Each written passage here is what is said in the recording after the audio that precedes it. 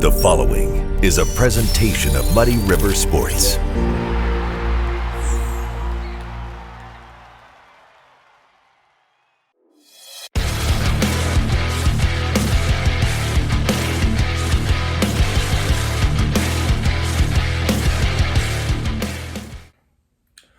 Welcome to another episode of 11 Gold Helmets, the QND Football Coaches Show, brought to you by the Range of KC, where we both know peppermints are candy. We finished that last week, right? I thought we had finished it Friday. It came back up again. Yeah. It's over. You and I have finished this. I don't think it ever really began. I think you and I were correct from the start, and if anybody wants to debate us, bring it on. You got plenty of chairs in this place. We That's can right. bring anybody that wants to come and debate We that could, on, right? But they won't win. They won't, because, you could say that it doesn't function as a candy. whatever kind of nonsense you want to tell yourself to think that it's not a candy, but, everything about it is a candy. That's right. Not a good candy. We didn't say it has to be a good. We didn't say it had to be a good we just candy, said it classifies as a candy. That's all we're saying. Yeah. He's Jack Cornell. I'm Muddy River Sports editor Matt Schuckman. And it is week 9 of the high school football season. Yeah. Like that. It feels like that, and we're to week 9. Where has all the time gone? I have no idea. Yeah. But it's been fun watching your team progress through the first 8 weeks, sitting at 6-2 going into the week 9 matchup with Decatur MacArthur. You and your staff have to be happy and pleased with the progress your guys have made from day one till now. Yeah, no doubt. I think it's a long season, always is, right? So to get to this point, we blinked and we're at the end, right? Yeah. But it doesn't quite feel like that, obviously. Well, you're not at the end because there's more past week 9. We'll get into that a little bit. You're right. But there's certainly less football to be played now Correct. than there was at the start. So we've really tried to emphasize that with our players, the end is near. And so now are when the days really get long and your bodies are beaten down, you're tired, but you still got to stay the course. You got to keep doing what's expected of you. Well, we're also at that time of year where it's getting darker earlier. Yeah. So you got to if you want to practice later, you got to throw the lights on. Yep. And it just doesn't have quite the same feel as August. Right. Obviously, we're finally getting some cool weather. We hadn't had any cool weather up until now. I know, finally. So now it feels more like football season. It does. But when it gets a little darker earlier, it gets a little colder, that's when football really matters. I would totally agree. And it's been great this week of practice to get to throw on a hoodie and sweatpants, on a couple occasions and feel that. But no, you mentioned the progress our guys have made. I think that when we started this endeavor, even going all the way back to last November, we obviously knew that we had graduated some really special football players, but we knew that we had some special guys coming back. Exactly. And I think the challenge this year was for those special players coming back to fill the void from a leadership standpoint of those guys that had graduated. And nobody's going to be the same as the leaders before them, and we don't want them to be the same. But to see our guys kind of start to lead this team in their own way with their own enthusiasm and their own energy, that's been a lot of fun to watch. You see guys kind of take it as their own and really, run with it. Well, I think you see every year when that transition happens and one senior class graduates and the next group of upperclassmen come in, they make it their own. They need to make it their own, but they do it their own way, and they embrace it, and they become accountable to each other for that. It's not you telling them you have to be a leader. It's my chance to be a leader, and I'm going to go about it this way. Yeah, because at the end of the day, somebody has to. Yes. Right? And when you have that void there, as I said, somebody has to step up, and they have to make it their own. And when you try to lead in such a way that's not, really your own operating procedure, then it isn't as effective as it could be. So it's been great to see our guys do that. And a lot of these guys have been playing in this with a gold helmet for, 8 years. These seniors have been at this thing, because they've gone through the Junior Raider program. And so now it's like, okay, it's our turn to have this team, and we're going to do with it kind of how we see fit. So it's been great to watch those guys do that. Last week you go on the road, Saturday game at Lincoln, knowing we all know Lincoln was struggling, so you expect to win. But you went out and took care of business the way you needed to. It wasn't, okay, we're going to play around. We're going to let them, we'll get to the win eventually. It's okay. Let's go out and throw the knockout punch. Yeah. Get it over with. Make sure got business taken care of. Yeah. That's how your guys approached it, didn't they? It is. Yeah. I mean, and I think that we understood it was our longest road trip of the year to date. Probably gonna have some longer ones coming up here, hopefully. But yeah, I mean, we wanted to get there and we wanted to start fast because we wanted to avoid, like you said, let's just kind of wait around and feel it out. We wanted to jump on these guys and we wanted to play at our best from the very beginning, and we certainly did that. Well, it becomes a trap game if you allow it to be. If you don't get off to a good start and then it's like, okay, they're looking ahead to the playoffs and this becomes the trap game. You didn't allow that to happen because you got off to a good start. Yeah, I would totally agree. And I think the fact that we had, kind of some impending weather that was coming in was a big help for us too. The last thing we wanted to do was get there, get the game started, and get into a delay. Thankfully, some kind of miraculous change of events, not a single drop of rain on us. It was crazy. I'm certainly thankful for that. But no, I was really impressed to see our guys handle that early trip. We had them there on Saturday morning about 7:30 to leave. Had to drive 2.5 hours all the way north for that game. Had never been to Lincoln before. Really impressive school, I must say. But to go there to an opponent that's like you're really far away, you might not have a lot of people, you're not all that excited. It's kind of you're going to win this thing. There's a lot of factors last week that was like gave us an ability to not play well. Yeah. And our guys blocked all that out, and they were able to hit on all cylinders. How much is that the maturity of this team?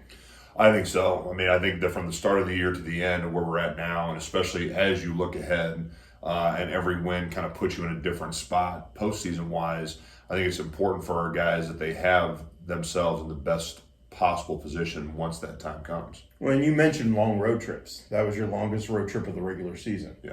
There's the distinct possibility, depending on how the brackets play out in the postseason, you could have a long road trip, or another team could have a long road trip to you. Yeah. But you have to be prepared for that.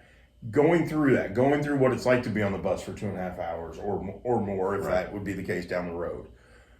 You have to adjust to that. Yeah. And you got to do it once to know how to do it a second time, right? Yeah, I agree. I mean, I think anytime you talk to a coach, you always want to try to practice all these scenarios, right? And it's not just in a game, but it's that too, the traveling, the getting up early on a Saturday and getting on the bus and handling everything you got to handle and having your whole pregame routine condensed into a matter of just a few hours, right? And a lot of that time is, on the bus, hanging out with your buddies. And, I try to tell these guys at the end of the day, those are the things that you really will miss the most when it's all said and done. Those bus trips there, and certainly the bus trips back after a big win, just the energy and enthusiasm that is all the way through the bus at that time. I mean, these are the things that make being a part of any team special. You mentioned preparation for all those things. You try, as a head coach, you try to prepare for every scenario. Does that mean you prepare also for how you go out for a pregame? Like how you come out of the locker room and what time you come out of the locker room? Yeah. Do you go through all that early preseason, that kind of stuff, to make sure by the time game 1 hits, or now game 9, that it's routine? Yeah, we sure do. I'm a big believer in routine. I mean, I think just even for me personally, having a routine, a healthy, established routine, just brings your quality of life so much higher. Knowing what you're doing day in and day out. There's something even almost relaxing about having a routine. Like I know, all right, this is what I'm going to eat for breakfast, lunch, and dinner. This is what I know I'm going to get to school for work. This is when I know I'm going to go to bed, when I'm going to wake up, those kind of things. For a football team, it's no different. I think there's comfort in routine, and it's kind of fun to see some of our guys kind of make fun of the routine from time to time because they know exactly what's coming next. Right, yeah. And when you're able to anticipate what's coming next, you can prepare for it, and then when it does come, you can execute. But as far as your question goes, we do practice all of those things very early on in training camp. So our very first Saturday of training camp is our big scrimmage. That's when we go through the nuts and bolts of, the first group leaves the locker room, 45 minutes to kick off. That's your kickers, punters, snappers, and returners. And then your quarterbacks and centers go for CQ. And then your middles and skills go for pat and go. And then eventually the linemen will go out and the whole team's there and everybody is stretching and doing the whole routine. So, I mean, by the time the first and second game roll around, it really runs itself. And for me and for all of our coaches, there's comfort in that. For our players, there's comfort in that because it's preparing their bodies to play the same way week in and week out. It doesn't matter where the game is at. The time is all still the same. So everybody's able to, just worry about doing their job. They don't got to worry about anything else, just being able to play. Part of that routine for you during the pregame is when your guys are stretching, you go up and down and shake hands with them, give them a five, pat them on the back, whatever you do. Yeah. But you do it the same way every week. I've watched. Yeah. Is that something that helps you relax and gets you into the routine and ready for the game? Yeah, I like having things I have to accomplish every day, right? And that's part of my routine is being able to finish this thing and then go to the next. It kind of helps in a way for me to burn off some of my own nervous energy. Yeah. Giving me something to do going up and down the lines, but it also it gives that authentic connection with our players. Yep. Because at the end of the day, that's the most important part, is for them to know that I'm here for you, you're here for me, we're in this together, and let's go out and do this thing. Some of it's to hype them up, get them excited, right. obviously, but more so than anything, I think it's just to reiterate that personal connection with each of them. Yeah, because you're not standing at midfield like overseeing it, just going, okay, they're stretching. I'm going to stand here and act like I'm in charge and something. Yeah. You're in the huddle with them. You're in the trenches with them. Yeah. And to be a good coach, to be at any level, you got to have your players believe you're in the trenches with them. Absolutely. And I really emphasize that to them as well, even during the week, right? Yeah. As a teacher in that building, I'm with them every day, as you said, in the trenches. I mean, we're all in this together. Right. So, there's some all-school assembly. We're all there, so we're all doing our thing. And again, I just think that type of connection is what helps these players understand that we're all in this for the right reasons. You mentioned routine, and I know I've talked to you enough about this. You get to school at the same time every day, don't you? Just about, yeah. Yeah, this isn't I'm going to sleep in 15 more minutes, and I'll get to school when I get there. Yeah. I got to get there. I've got to get this done. I've got to get this done because when class starts at this time, I'm ready. Yeah. It's if you stay ready, you don't have to get ready. There you go. Right? And so that's kind of been my mantra in a lot of different things. I mean, just trying to constantly be at my best for our students, for the football players, for the kids that don't play football for me, boys, girls, all the alike. So that to me is what's most important in my day-to-day life. Well, part of that routine will be being ready for Friday night at home, advanced physical therapy field, 7 p.m. kickoff, Decatur MacArthur coming to town. Playoff atmosphere, because they're a good team. Yes, so absolutely. Let's talk about Decatur MacArthur. We'll also take a look back at Lincoln in our next segment. How's that sound? Beautiful. Awesome. For Jack Cornell and Matt Schuckman, we'll be right back with more 11 Gold Helmets, the QND Football Coaches Show, brought to you by the Range of KC. It is fall, there's a chill in the air, there's also going to be footballs in the air here at the range. 29 TVs outside, 13 TVs inside, and we're going to have all of your NFL games. We're also going to have local games, so if you want to catch some high school or college games, you come here. Also, you asked for it, we brought it. Blue Moon is now on tap. And don't forget, you can always rent out our patio, private, just for you right here at the range. Welcome back to 11 Gold Helmets, the QND Football Coaches Show, brought to you by the Range of KC. Quincy Notre Dame coach Jack Cornell. I'm Muddy River Sports editor Matt Schuckman. Coming off a 56-7 victory over Lincoln. That was the right score, wasn't it? It was. Yeah. Okay. For a minute there, very professional of you to know the score. Well, for a moment there in the back of my head, was it 7 or 8? Like I was thinking, did they go for 2 when they scored their touchdown? No, I don't think they did. Yeah, but you have those momentary moments where it's like, is that right? Yeah, no, I got you. I mean, with the amount of scores that you got to keep square, I mean, I'm sure that they all kind of run together. Oh, trust me, especially when I've got to type in the whole Friday night scoreboard when I get home after a game on Friday night. By the next morning, I really have to go back and look and go, okay, did I type it in correctly? Right? Yeah, because there's so many numbers coming at me. Yeah, you're right. And then of course, somebody's going to be calling here complaining about, well, you didn't get the score right. You might have flipped them or something. God forbid. Well, I did make a mistake. 2 weeks ago, I did, and it wasn't that I flipped a score. Is I didn't save my file correctly, and so I had to go back and retype some scores. Yeah. And like one of them, I knew what the score was. I just happened to type it wrong. And I didn't catch it. Yeah. And then I went back and looked, and somebody on social media, hey, you got the score wrong. what's wrong? You know, I'm like, oh, I went back and looked, yep, that's on What's me. wrong with you? It was your first time reporting Yeah. scores here, Matt Schuckman? I mean, good And Lord. I own it. Yeah. I made a typo. It's, but I fixed it. Yeah. But again, a lot of numbers come in. So I'm glad I You remembered did. it correctly. 56-7. 56 to 7. That was Saturday afternoon. Yeah. Our good friend Ben Marth with the full breakdown. He If was you want to there. go back and check it out at muddyriversports.com, it's all up in there. And our good friends over at channel1450.com who do a great job. They do a great job. We're spoiled. Helped us out with some video. I love our relationship between our two media entities. Yeah. That we trade information, we trade video, because it just helps everybody. It helps the kids out. The kids get promoted because of it. Yeah. That's what it's all about. I totally agree. So, But as far as the game last week, Yes. obviously a big win for us, and just really proud of the way that our guys handled the road Yep. trip, handled having to go all the way up there on a Saturday morning, playing a team like Lincoln, and coming back with a win. Everybody walked away healthy, Good. which is the biggest part. We're as healthy as we've been in a week 9, maybe in my entire time here. well, you had some guys banged up in week did. 6, 7, 8. Yeah. Some of it was nagging stuff. Some of it was, hey, twisted an ankle here, so you got to have a couple weeks to get it Wear to and get it tear right. football stuff. Exactly. Yeah. So unfortunately, it came to a pretty pivotal point of the year, but thankfully it was down and not out. Good. But, no, I mean all across the board, we had a lot of guys really step up in the big Good. games. Obviously, every week you do your post game team awards and that kind of stuff.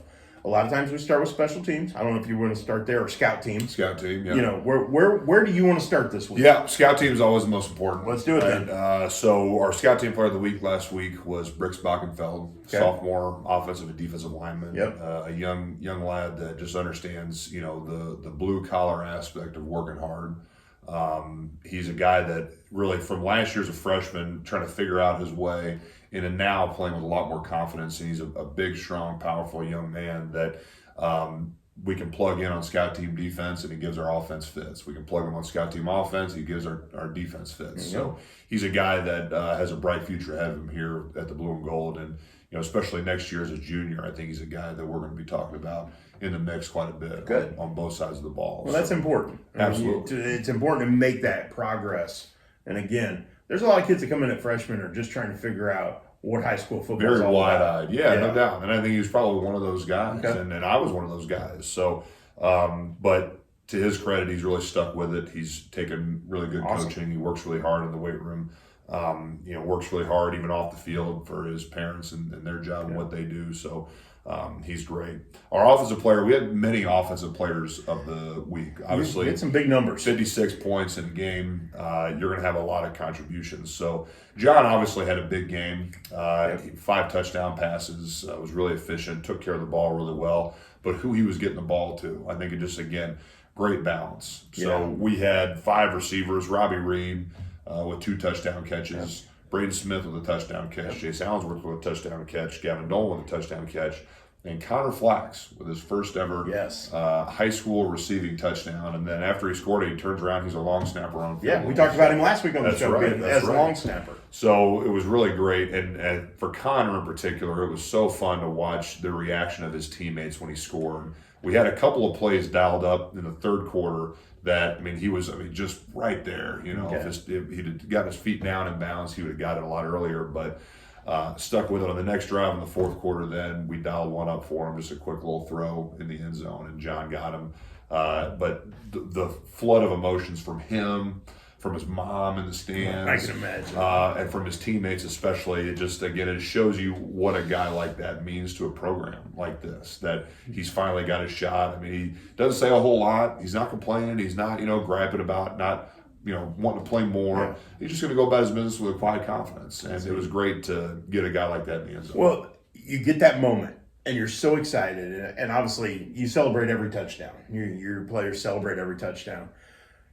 But then he's got to snap it right back in because he's got to go snap. Got to go back to work. Yeah. Yeah. And did he do that? He did. Did he immediately go, okay, I'm right back to work? He did. He understood what he had to do. He got done celebrating. He lined back up, and you just kind of seeing his demeanor on film, even after that, was like, all right. And then he came over to the sideline. I got to celebrate. Because that's when once the PAT is done, once he's done his next job as the long snapper, then he can really celebrate And he did. and really soak it in. He let loose, and I tell you, I love Connor Flax to death, and he's just been so great for our program, and he's overcome so much that you want to get guys like that in the end zone. I've seen you celebrate with your players after big plays. Yeah. Did you celebrate with Connor like Oh, that? absolutely. Good. Absolutely, yes. Did you knock him down? Did knock him down. I've been trying not to do that. I need to keep guys healthy. So, because the last thing you want to do is lose a long snapper. That's right. I mean, we obviously got tons of receivers we can put out there, but man, you only got a couple guys that can shoot it back. But anyway, defensively, had a lot of guys step up and make big plays, hold a team like that to 7 points. But Braden Bozarth is a guy that's just a tackling machine. He had 15 tackles last week. Wow. And he just was always right on the money. He had 15 tackles and 1 sack, but his technique is nearly flawless. I mean, he's got a great ability to wrap, sink his hips, find a near point, and staple guys to the ground. And it's just fun to, again, watch a guy like that who works so hard all year round to have success, and for him to finally find it. This is not the first time we've talked about him as a defensive player of the week. So he's been excellent in that phase, just plugging everything in the middle of the defense. And that technique is so vitally important because you can say, okay, I'm tough, I'm strong, I can go hit somebody. But guys can bounce off a hit. Oh, yeah. And if you don't wrap up, if you don't do it correctly, guys get loose. And so what if you hit them hard? Yeah. And they're running past you. And he's not as concerned about, I think, the big hits as he is about wrapping and bringing guys down. Which is the name of the game now. That's like bring them down. Back when I played, it was about, all right, let's see who we can knock unconscious, right? Yeah. But now it's like you got to tackle these guys. And even just in practice yesterday or a couple days ago, watching him, just really understanding where he fits in the defense, but then making plays and taking the air out of the reps, thumping guys, but wrapping them and stapling them to the ground. He's really excelling in a big way for sure. Okay. Special teams player of the week. Once again, no surprise. Gavin Dolman takes the opening kickoff back to the house for a touchdown. Was able to celebrate with his guys. Only had a couple of receiving touchdowns, but I know what you're about to ask me, and the answer is yes. I did get ribs this week. I heard. Fergie did come through. You heard. I heard. Because, we made a big stink of it on the show last week. We did, and I heard about that too. Fergie cornered me, and he didn't like the fact that we made him look bad. Well, I didn't like the fact that I was going to practice on empty stomach last week. There you go. What goes around comes around. But no, to Fergie's credit, he did. He came forward with the ribs, and Gavin got his ribs. He shared it with his buddies. That's what he said. Had some for the coaches. I had a couple, so it was very satisfying. Just so people know, we had Gavin on Monday Night Lights. You and I had texted that day, and we knew the volleyball match was going on Monday night. Yeah. So I ran out to practice. You were already gone. And everybody was gone. I didn't time it. I had to go to float building, Yeah. Homecoming. It is homecoming week. So I caught up with Gavin and I said, hey, would you be willing to at least record an interview with me? I know I don't want to take you away from volleyball. Yeah. So I ran over to his house and we recorded our audio interview for the show sitting in the truck. Not on the tailgate. I had him jump in the truck so it'd be a little more Shuck in a truck. Shuck in a truck. Yeah. So but he was great. He was fun. And we talked about the ribs. Yeah. And He said this new technique Fergie's been using the last couple of weeks. He said it's top notch. What'd you think? Of course they were delicious. Yeah, I mean, obviously. Yeah. These kids will eat anything and get them. True. Honestly, so you're right. Yeah. No, it was again all your kids, and I've had fun with the Shuck on the Trucks post game that we've done. Couple, yeah. Yeah, and the kids have been great about that. They've been great about joining us on the show and all those things. And I think they enjoy. I know they enjoy the attention. I think they enjoy the relationships as much as I do. Yeah, I would agree. And getting to know them is so much fun. You're a lot of fun to talk to, Shuck. No, I just enjoy it. Yeah. You got to do it for a living. Man, I might think about it. Yeah, So there's your award winners from last week. Again, the game against Lincoln, 56-7 victory at Lincoln on Saturday afternoon. Now it's homecoming week. Now you turn around for a Friday night game, 7:00 kickoff, scheduled at Advanced Physical Therapy Field. I know it's homecoming. You had senior night, the last home game. Yeah. Quote unquote, those are distractions. Your guys don't let them be distractions, right? For the most part. They do a good job of handling whatever's thrown at them during the week. This week it's homecoming. You expect that from them to handle it the right way, don't you? I do, yeah. I mean, I'm trying to make a big deal out of it, kind of like we talked about last week. Like, we want these guys to enjoy it. We want them to have fun. It's obviously a quintessential part of their high school experience, and whatever the dress up theme is for the day, I mean, do it. You should. You Right. know? Yep. But when 3 o'clock rolls around, the team meeting starts, it's time to lock in on football because we've got a job to do. We've got probably the biggest job of all on homecoming week, and that's to win the homecoming football game. I mean, that's what makes it homecoming, right? So, and I think what makes it even easier for us to stay focused is that we have such a quality team in Decatur MacArthur coming here. Yes. This is not some team that is going to be an easy win. They're not going to roll over for us whatsoever. Yeah. We're going to have to go out and earn this thing. We're going to get their best shot, because they're also in the playoffs. They're playing for seeding position. Like, this is going to have a playoff type atmosphere to Without it, a doubt. at 10th and Jackson on Friday night. So for us, we got to be at our best. We've had a great week of practice.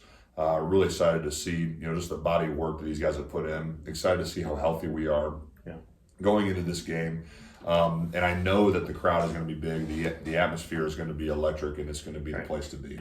Well, and with that said, you've got a team coming in stocked with athletes. Yeah. They can make plays. They're going to be able to challenge your athletes. Yeah. Because of what they can do. They've got speed. They've got skill.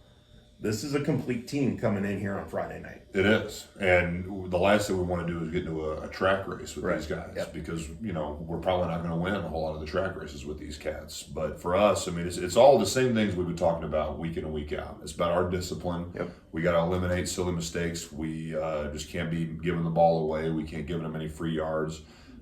We've got to have great focus the whole game. It's going to be a momentum shift from start to finish. We got to have great enthusiasm. Our enthusiasm has always been a weapon for us. So we got to be excited to play football. And if anything, just to realize that, again, the opportunities that we have to play home football games at QND, if I'm a senior, are down to, you can count them on one hand. Mm-hmm. So you want to make sure that you take all of those opportunities, however many they are left, and maximize every single moment that you got, because once it's over, it's over. Well, nobody's guaranteeing you one in the postseason. Right. You have to go earn that. Exactly. You have to do that. So this one could be their last one. Yeah. There's no guarantee of it, but it could be. So the last thing we'd want is to take it for granted and just, expect to be back and then it not happen. So you want to make sure that all of these moments that you've got left on that field, you're at your best. Well, Friday night, 7 o'clock, Advanced Physical Therapy Field, Decatur MacArthur comes to town. We look forward to that, and there's more to look forward to after that. And I want to touch on that. I don't want to get too far. I know you got to be focused on the moment. Yeah. But there are some things happening this weekend. Playoff Pairings Show on Saturday night. I want to ask you a couple things about that when we come back. Sound good? Yep. All right, we'll be right back. This is the QND Football Coaches Show, brought to you by the Range of KC. It is fall, there's a chill in the air, there's also going to be footballs in the air here at the range. 29 TVs outside, 13 TVs inside, and we're going to have all of your NFL games. We're also going to have local games, so if you want to catch some high school or college games, you come here. Also, you asked for it, we brought it. Blue Moon is now on tap. And don't forget, you can always rent out our patio, private, just for you right here at the range. Welcome back to 11 Gold Helmets, the QND Football Coaches Show, brought to you by the Range of KC. Playoffs are upon us. You got to get through Friday night, and then we're into the playoff season, Jack Cornell, which means Saturday night, the IHSA Playoff Parents Show takes place at 8 o'clock. Since you guys are more than likely going to be in Class 4A, you're going to be right in the middle, and probably 8:30 or so is when they'll announce that bracket, based on what I've been told of how the show will work. Will you guys get together as a coaching staff, as a team? It's homecoming night, so you get the homecoming dance. So I'm not going anywhere near the team on Saturday night. They're gonna have the time of their life, facing that away, doing all that. Right. I'm sure that we could find a creative way to inform them at the dance of when, where, and who. Right. But likely the coaches will get together, Saturday night, do something. But really, it's what I like most about it is it's a late night for me. Mm-hmm. Because we'll find out around 8 or 8:30 who, what, when, and where. Yep. But then immediately it's the logistics of the game. It's mapping out the week ahead. I mean, it's all the same things that like in a normal regular season. By the time the show airs, I would have already started working on next week's schedule. Correct. Yes. So everything's kind of hammered out. So Saturday during the day for me is kind of nice because there's not a whole lot for me to do. It's kind of like my first day off of the season until the night rolls around and we figure out who it is. We get the logistics worked out. We get film swapped. We start breaking down film. So you kind of hurry up and wait. And then once the wait is over, it's kind of like drinking out of a fire hose. You know, you got all these things that you got to accomplish, and you got to, keep this ship kind of moving. So, we've done playoff pairing shows in the past. Obviously, when the guys had nothing else going on that night, I think that their homecoming dates might be a little bit upset with me if I say, hey, let's just go have a party instead of going to the dance. Or if they go to the dance, they're going to treat their dates right, and they're going to take them home on time. Or if you say, hey, we need everybody to take a break from the dance for 20 minutes to come watch the pairing show so we know who we're playing. I don't think the dates would like that too much. I don't think so either. I mean, some of them might. They might not. They might want to watch too. Right, but no, I'm gonna let them dance the night away and do all that. Yes. But like I said, we'll probably find some kind of creative way to let them know what's going on. I like that. Do you worry much in advance of that about projections and pay attention to? Well, we might be going here, we might be going there. Week by week, because like Steve Susie from Shaw Media does that. He updates brackets. He's probably doing it today while we're talking. Yeah. Do you pay attention to that stuff, or are you just once Saturday gets here, then I'll know? I really don't, and it's not even like a coaching cliche of why I don't. Like, I don't really understand the math of it. Certainly, like we believe we're going to be a 4A team. Right. Every year since I've been the head coach, like we could have been 3A, we could have been 2A. We know pretty well now we're going to be 4A. Yeah. So I really don't know. I always just kind of keep myself focused on the problem in front of me, which right now is Decatur MacArthur. Right.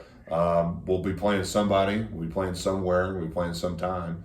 We'll figure all that out. I've got a really good athletic director, Bill Cornell, who's going to be on it. He'd be chaperoning the dance and scheduling the game. So Bill's pulling double duty on Saturday night, but he should be. My guess is there won't be as much chaperoning as there will be paying attention to the football pairings. He said from 5 to 6 on Saturday night, he's going to be pretty busy. I think that's the intake portion of the dance when they're trying to get everybody in and make sure they're all safe. And then once everybody's in, they close the door, and now he can kind of seclude himself a little bit and, obviously be present when he needs to be, but he's gonna have to work on Saturday night. Well, and he's been through this a time or two. Yeah. So he should be well versed on how this works, and he is, and how to get it done.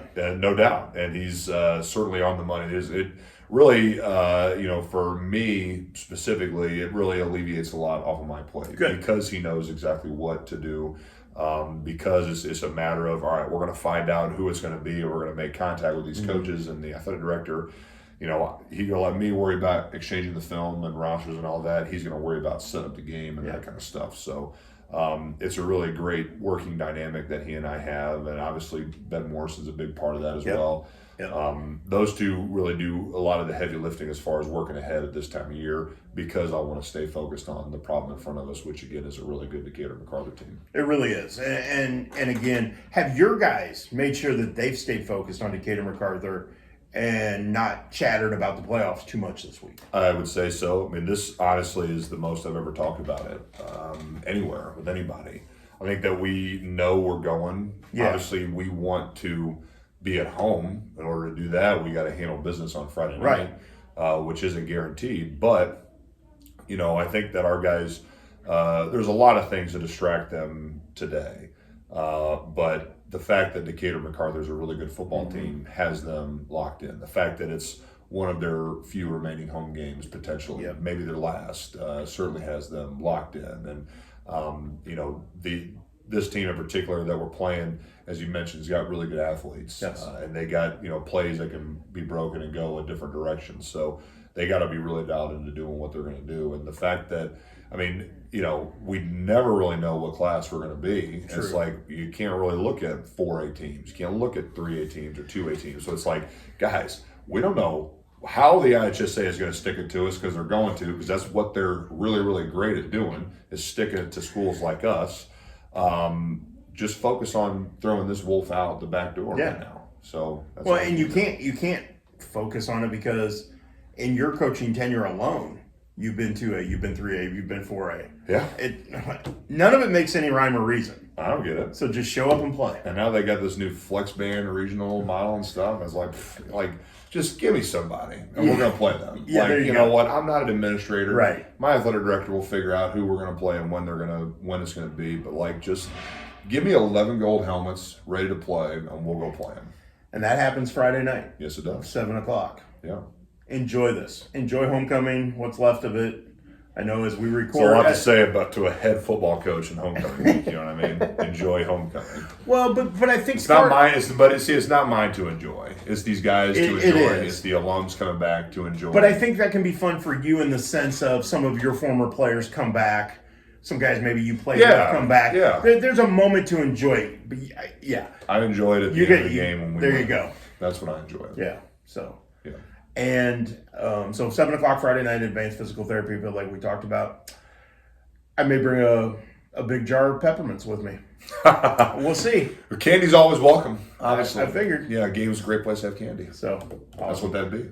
Thank you so much for doing this again this week. Yeah, Good luck definitely. Friday night. Appreciate it. And I'm sure I'll be talking to you over the weekend about everything else going on. Definitely. Can't wait. Awesome. For Jack Cornell, I'm Matt Schuckman. This has been another episode of 11 Gold Helmets, the QND Football Coaches Show, brought to you by the Range of KC.